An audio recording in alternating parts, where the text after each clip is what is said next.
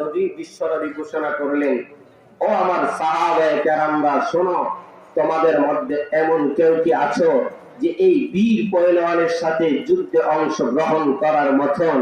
বলার সাথে সাথে হযরত আলী কাররামাল্লাহু ওয়াজহু লাফ দিয়ে দাঁড়িয়ে গেলেন, রব্বাই ইয়া রাসূলুল্লাহ, নবীজি আপনি আমার হুকুম করুন, আমি এই বীর পহলওয়ানের সাথে যুদ্ধে অংশগ্রহণ করব।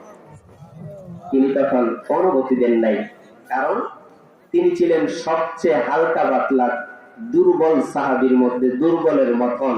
এখানে কিন্তু অনেক বড় বড় সাহাবীরাও ছিলেন, তারা দাঁড়ায় নাই, তাদের আগেই আলী কাররামাল্লাহু ওয়াজহু লাফ দিয়ে দাঁড়িয়ে গেলেন।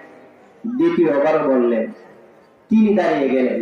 তৃতীয়বার যখন আল্লাহ রাসূল ঘোষণা দিলেন, ও সাহাবায়ে কেরামরা শোনো, তোমাদের মধ্যে এমন কেউ কি আছো যে এই বীর পহলওয়ানের সাথে যুদ্ধে অংশগ্রহণ করার জন্য?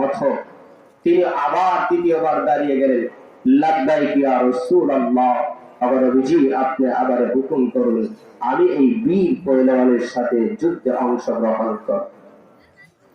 একবার দুইবার, প্রথমবার অনুমতি দিলেন না, দ্বিতীয়বার অনুমতি দিলেন না, তৃতীয়বার বলার পর হযরত আলী কাররামাল্লাহু ওয়াজহু যখন লাফ দিয়ে দাঁড়িয়ে গেলেন, লাব্বাইক ইয়া রাসূলুল্লাহ, আমার নবীজি আপনি আমাদের অনুমতি দেন, আমি এই বীর পহলওয়ানের সাথে যুদ্ধে অংশগ্রহণ করব।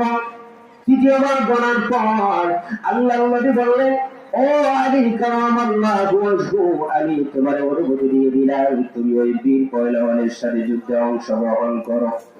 এবার বীর পহলওয়ানের সাথে যুদ্ধে অংশগ্রহণ করবেন।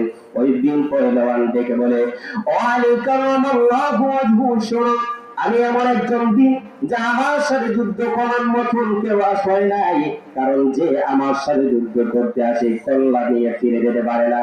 সুতরাং তোমারে আমি চিনি, আমি মহব্বত করি, তুমি আমার সাথে যুদ্ধে অংশগ্রহণ করবে না, চলে যাও।